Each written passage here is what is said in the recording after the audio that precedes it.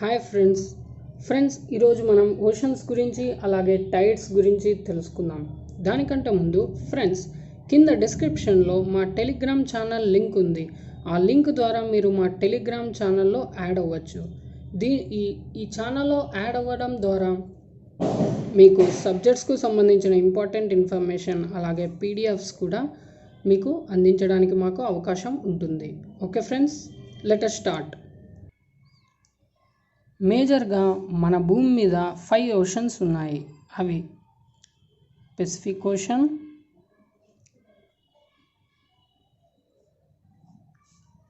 Atlantic ocean,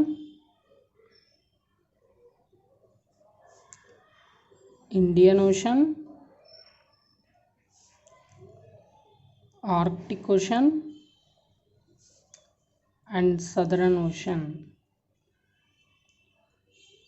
ఈ 5 oceans మన భూమి మీద ఉన్నాయి.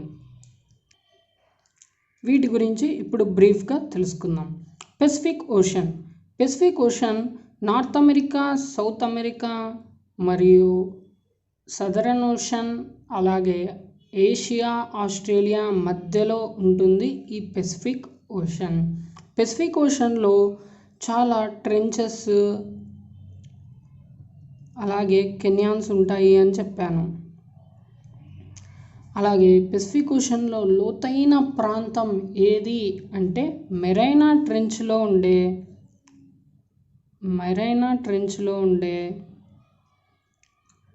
ఛాలెంజర్ డీప్ చాలా లోతైన ప్రాంతం. పెసిఫిక్ ఓషన్లో అత్యంత లోతైన ప్రాంతం మెరైనా ట్రెంచ్లో ఉండే challenger deep. Okay, next Atlantic ocean. ఇది యాక్చువల్గా అన్ని ఓషన్స్లో ఫస్ట్ లార్జెస్ట్ ఓషన్ వచ్చేసి పెసిఫిక్ ఓషన్. మరి అట్లాంటిక్ ఓషన్ వచ్చేసి second largest ocean. Atlantic ocean is the second largest ocean అని కూడా అంటారు. ఈ Atlantic ocean north America, south America, Europe, Africa, southern ocean మధ్యలో ఉంటుంది ఈ అట్లాంటిక్ ఓషన్. అట్లాంటిక్ ఓషన్కి పెసిఫిక్ ఓషన్కి మధ్యలో కనెక్షన్ క్రియేట్ చేసే కెనాల్ పనామా కెనాల్. ఇది పెసిఫిక్ ఓషన్ని, అట్లాంటిక్ ఓషన్ని కనెక్ట్ చేస్తుంది ఈ పనామా కెనాల్. నెక్స్ట్, ఈ అట్లాంటిక్ ఓషన్లో లోతైన ప్రాంతం ఏది అంటే ప్యూర్టోరికా ట్రెంచ్లోని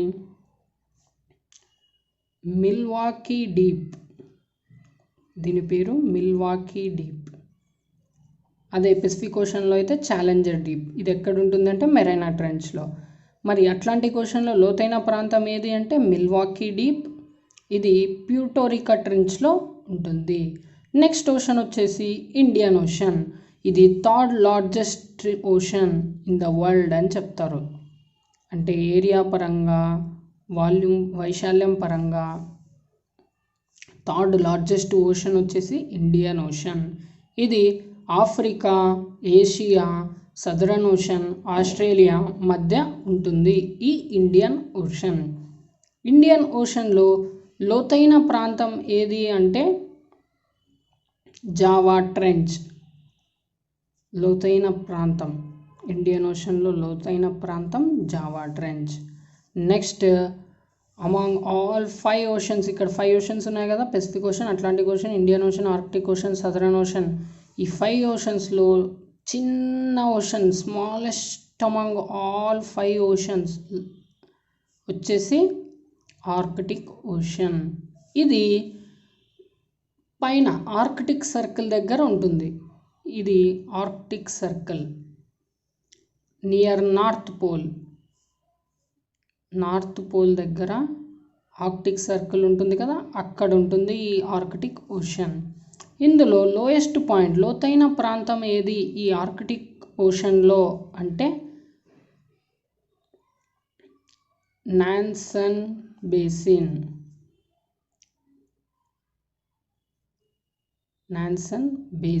ఇది లోతైన ప్రాంతం ఆర్కిటిక్ ఓషన్లో. దీనికి పాత పేరు ఏంటి అంటే ఫ్రామ్ బేసిన్. ఒకప్పుడు దీన్ని ఫ్రామ్ బేసిన్ అనేవాళ్ళు, ఇప్పుడు దాన్ని నాన్సన్ బేసిన్ అని పిలుస్తున్నారు. ఇది ఆర్కిటిక్ ఓషన్లో ఉన్న లోతైన ప్రాంతం. నెక్స్ట్ సదరన్ ఓషన్, దీనిని అంటార్క్టిక్ ఓషన్ అని కూడా పిలుస్తారు. కింద అంటార్క్టిక్ సౌత్ పోల్ దగ్గర, కింద అంటే సౌత్ పోల్ దగ్గర అంటే సదరన్ హెమిస్ఫియర్లో ఉంది కాబట్టి దీనిని సదరన్ ఓషన్ లేదా అంటార్క్టిక్ ఓషన్ అని పిలుస్తారు. ఇది అంటార్క్టిక్ సర్కిల్ దగ్గర నియర్ సౌత్ పోల్ ఉంటుంది. సౌత్ పోల్కి దగ్గరగా ఉండే ఓషన్ అంటార్క్టిక్ ఓషన్, నార్త్ పోల్కి దగ్గరగా ఉండే ocean Arctic ocean. Okay friends. Next ఈ ఓషన్స్లో మేజర్ వాటర్ బాడీస్ ఉంటాయి. అవేంటో ఇప్పుడు చూద్దాం ఒక్కొక్క ఓషన్లో. పెసిఫిక్ ఓషన్లో ఉండే మేజర్ వాటర్ బాడీస్ ఏవి అంటే Bali Sea, Bering Sea, Coral see,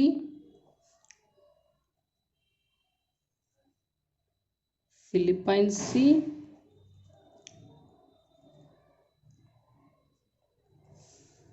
Gulf of Alaska,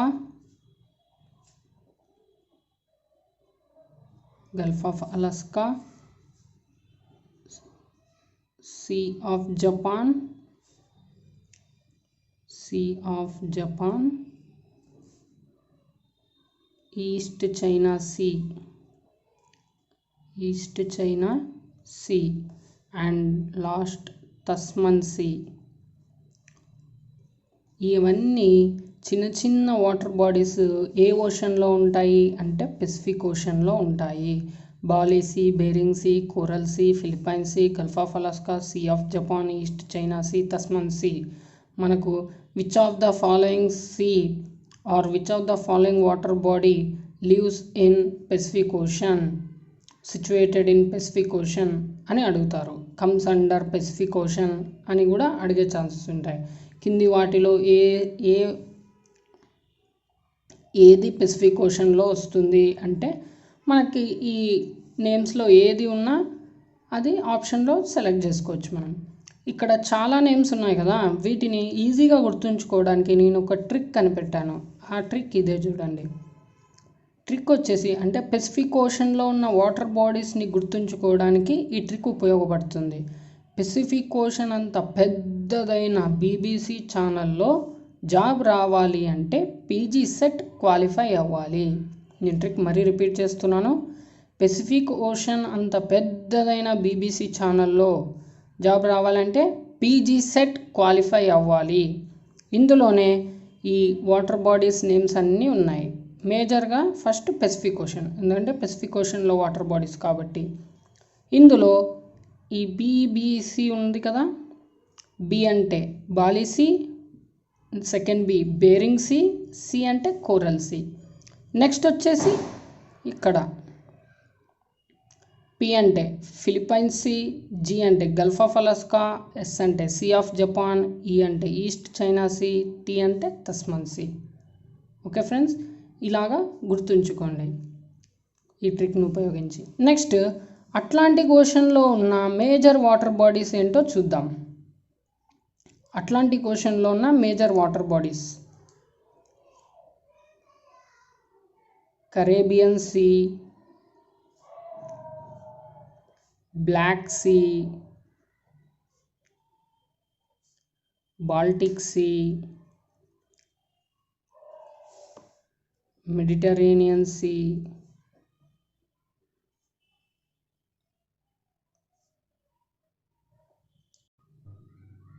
Gulf of Mexico.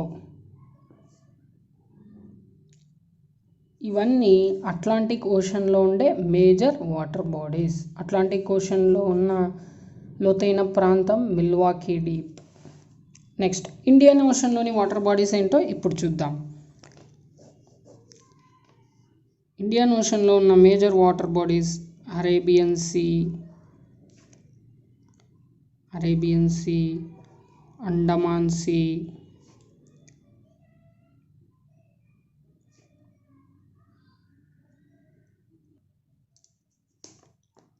Bay of Bengal,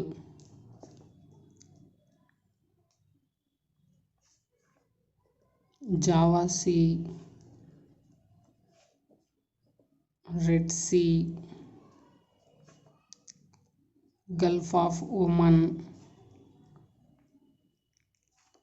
తైమర్ Sea. ఇవి ఇండియన్ ఓషన్లోని major water bodies. And Indian ఓషన్లో లోతైన ప్రాంతం ఏదని చెప్పాను, జావా ట్రెంచ్. ఓకే, ఇవి ఓషన్స్కు సంబంధించిన ఇంపార్టెంట్ ఇన్ఫర్మేషన్. మన వరల్డ్లో ఉన్న మేజర్ 5 ఓషన్స్కి సంబంధించిన విషయాలు. ఆ 5 ఓషన్స్లో కొన్ని ఓషన్స్కి స్ట్రాటజిక్ వాటర్ వేస్ ఉన్నాయి, important strategic access water ways ఉన్నాయి. అవేంటో ఇప్పుడు చూద్దాం. పెసిఫిక్ ఓషన్కి ఉన్న వాటర్ వేస్ వచ్చేసి La Perouse, Tsugaru, Tsushima, Taiwan, Singapore, Torres Straits. ఇవి strategic access waterways in Pacific Ocean. Next Atlantic Ocean. Kiel Canal జర్మనీలో ఉంటుంది. ఒరెసన్, బోస్పోరస్ టర్కీలో ఉంటుంది. Strait of Gibraltar and Saint Lawrence Seaway, ఇది Atlantic ఓషన్కి సంబంధించిన waterways. Next Indian Ocean. Suez Canal, ఈజిప్ట్లో ఉన్న Suez Canal, Bab el Mandeb, Strait of Hormuz, Strait of Malacca, ఇవి ఇండియన్ ఓషన్కి సంబంధించిన waterways. Okay friends, next వచ్చేసి tides, ఆటుపోట్లు అని తెలుగులో అంటారు. ఈ టైడ్స్ ఎలా ఏర్పడతాయి అంటే because of moon, earth,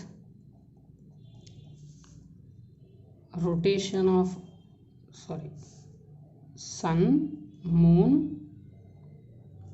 and earth rotation. ఈ కారణాల వల్ల ప్రొడ్యూస్ అయిన gravitational force, sun, moon, earth rotation వల్ల ప్రొడ్యూస్ అయిన గ్రావిటేషనల్ ఫోర్స్ కారణంగా ఈ ఆటుపోట్లు ఏర్పడతాయి. అంటే సముద్రం ఒక్కోసారి ముందుకు ఉప్పొంగుతుంది, ఒక్కోసారి వెనక్కి తగ్గుతుంది. దాన్నే ఆటుపోట్లు అని పిలుస్తాము. ఇవి సన్, మూన్ అలాగే ఎర్త్ రొటేషన్ అంటే భూమి భ్రమణం కారణంగా ప్రొడ్యూస్ అయిన గ్రావిటేషనల్ ఫోర్స్ వల్ల ఈ ఆటుపోట్లు ఏర్పడతాయి.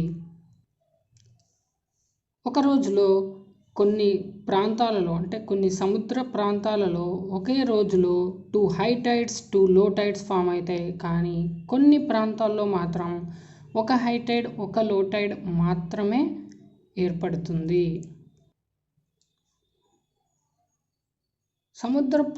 సముద్ర ప్రాంతాల్లో ఈ ఆటుపోట్లు ఏ సమయంలో ఏర్పడతాయి, వాటి తీవ్రత ఎలా ఉంటుంది, అది దేని మీద ఆధారపడి ఉంటుంది అంటే alignment of sun and moon, alignment of sun and moon, depth of ocean,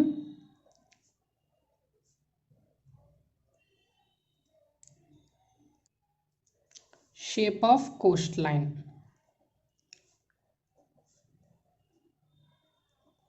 దీని మీద అక్కడ ఆటుపోట్లు ఏ సమయంలో ఏర్పడతాయి, అలాగే ఎంత తీవ్రతతో ఏర్పడతాయి అనేది ఆధారపడి ఉంటుంది. అంటే సన్, మూన్ యొక్క పొజిషన్స్ ఎలా ఉన్నాయి, ఒకే లైన్లో ఉన్నాయా లేకపోతే వేరే వేరే పొజిషన్స్లో ఉన్నాయా, అలాగే ఓషన్ డెప్త్ మీద కూడా ఈ యాంప్లిట్యూడ్స్ అవి ఏర్పడే టైము ఆధారపడి ఉంటుంది. అలాగే shape of coast line. Next ఈ ఆటుపోట్లు సముద్రంలో ఏర్పడడానికి కొన్ని కారణాలు ఉన్నాయి. అవేంటో ఇప్పుడు చూద్దాం. సన్ అండ్ మూన్ మధ్య గ్రావిటేషనల్ ఫోర్స్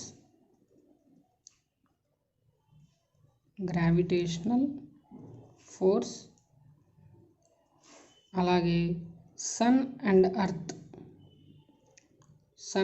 ఎర్త్ మధ్య gravitational force, moon and earth మధ్య గ్రావిటేషనల్ ఫోర్స్,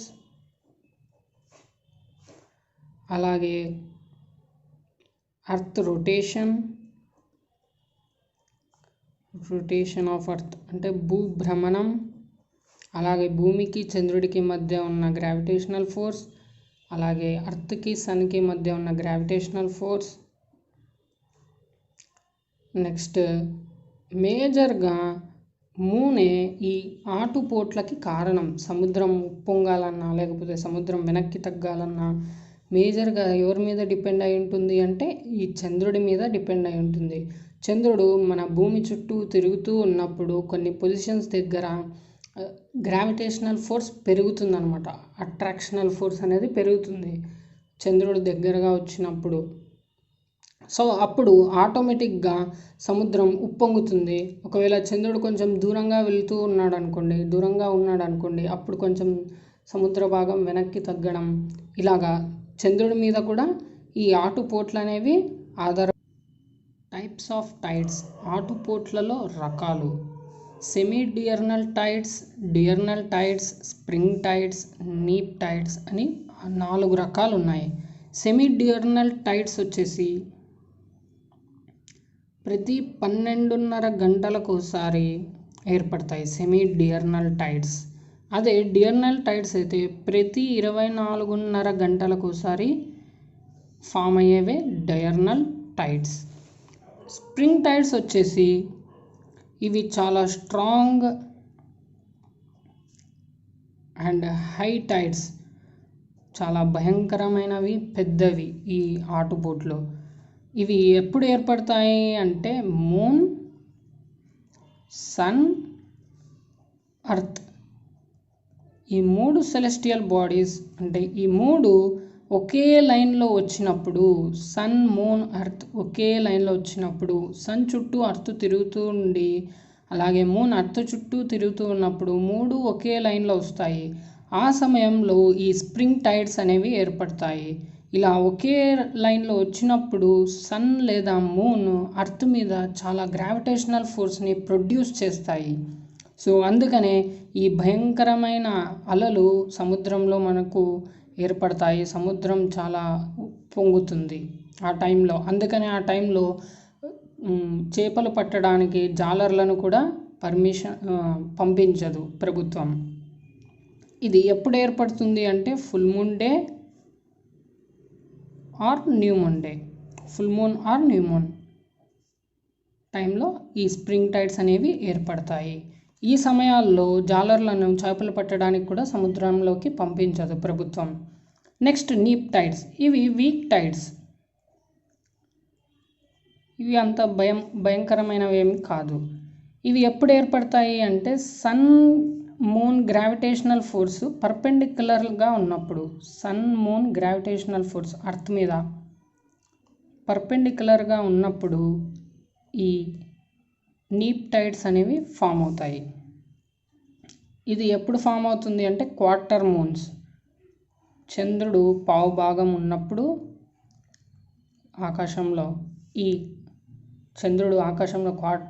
పావు భాగం ఉన్నప్పుడు ఈ నీప్ టైడ్స్ అనేవి ఫామ్ అవుతాయి. ఇవి టైడ్స్ యొక్క రకాలు. Thank you friends. నా ఎక్స్ప్లెనేషన్ మీకు నచ్చినట్లయితే లైక్ చేయండి, షేర్ చేయండి, అలాగే సబ్స్క్రైబ్ చేయలేకపోయి ఉంటే సబ్స్క్రైబ్ చేసుకోండి. మా ఛానల్కు సంబంధించిన టెలిగ్రామ్ లింక్ ఉంది, దాన్ని ఉపయోగించి మీరు మా టెలిగ్రామ్ ఛానల్లో కూడా యాడ్ అవ్వచ్చు. Thank you friends.